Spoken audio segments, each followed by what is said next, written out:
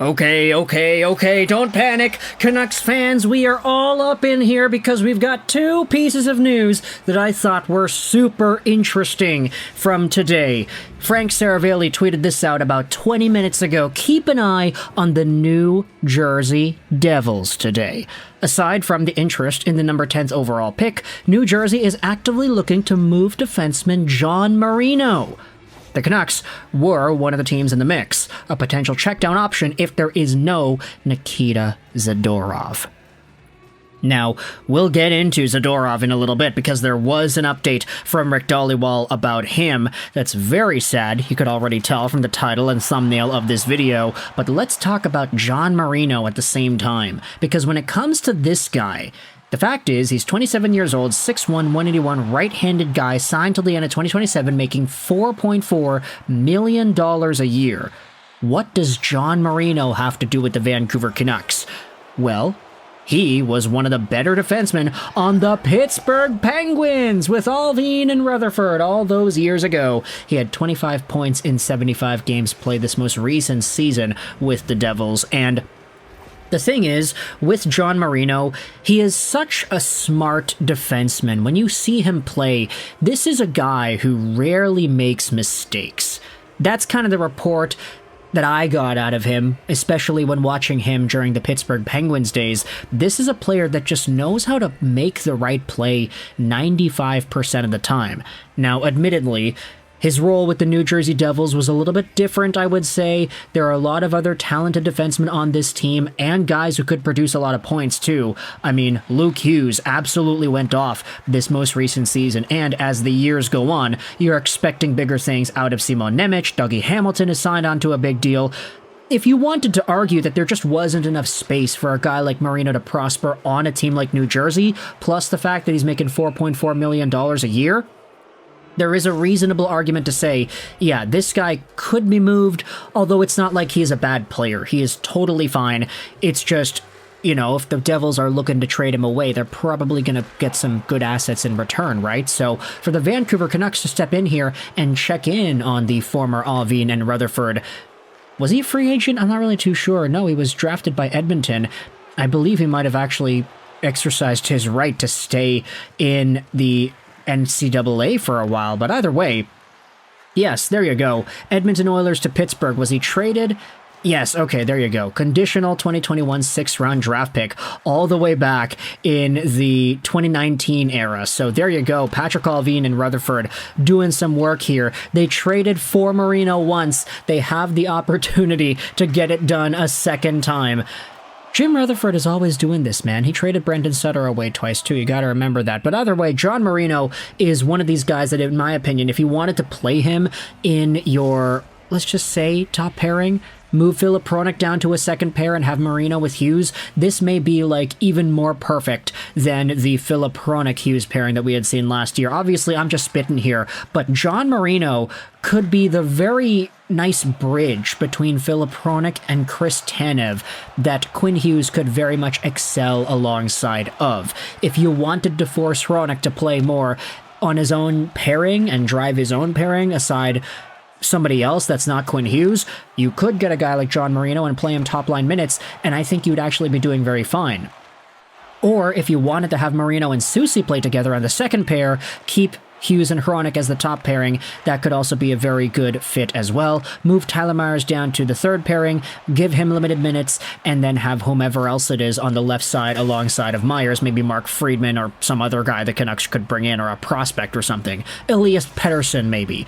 This seems like a really great addition, in my opinion, to the Canucks roster, especially, as Frank Saravalli labels, this could be a pick if the Canucks are not going to get Zadorov. This is why we got to make this video as well, because when it comes to the latest Zadorov update, this is Rick Dalibor. Patrik Allvin says that Nikita Zadorov is going to hit the free agent market on July 1st.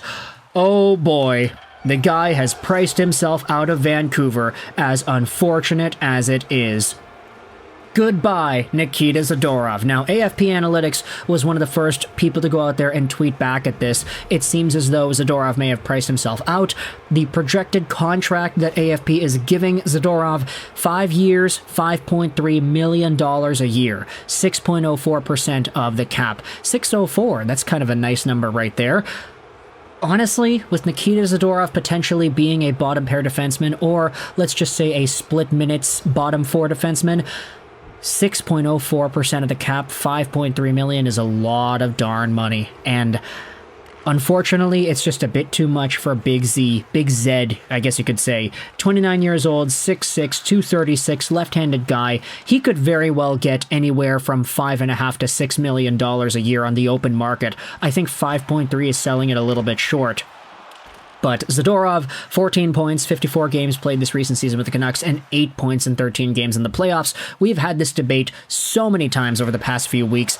If you re-sign Zadorov, who are you re-signing? Are you re-signing this guy who had 14 points in 54 games and was okay for the majority of the regular season? Or are you signing this guy, the playoff-performing, physical, puck-breaking out machine, goal-scoring beast of a hockey player that Big Z was? 8 points, 13 games, and 4 goals. He had scored clutch goals and clutch points throughout the entire playoffs pretty much, including 4 points in 2 games against the Oilers in games 1 and 2.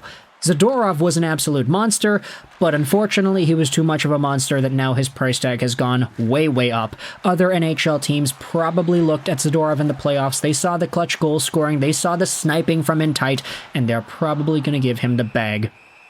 Comparable player contracts. It actually says here that the most comparable contract to Zadorov's next deal was the Tyler Myers 5-year, $6 million AAV deal that Jim Benning gave out all those years ago. How funny is that, right? Like, when you think about it, if Nikita Zadorov signs to a huge deal with some other team, a guy who has been a third-pairing defenseman for most of his NHL career, when he signs that kind of a deal, you're all of a sudden thinking about another Tyler Myers situation all over again. Tyler Myers was signed by Jim Benning back in 2019, I think. Was it 2019? Yeah, it was. So now, 5 years later, you may be seeing the exact same thing happen with yet another defenseman from Vancouver who, unfortunately, like, to our credit, he did overperform, I would say. But it was so much to the point that now he may have priced himself way out, and the Vancouver Canucks do not want to go out there and shell out $5.5 million a year to a guy that might be playing just third-pairing minutes the entire season, and who may not even be this good, like 8 points in 13 playoff games good for the entire regular season.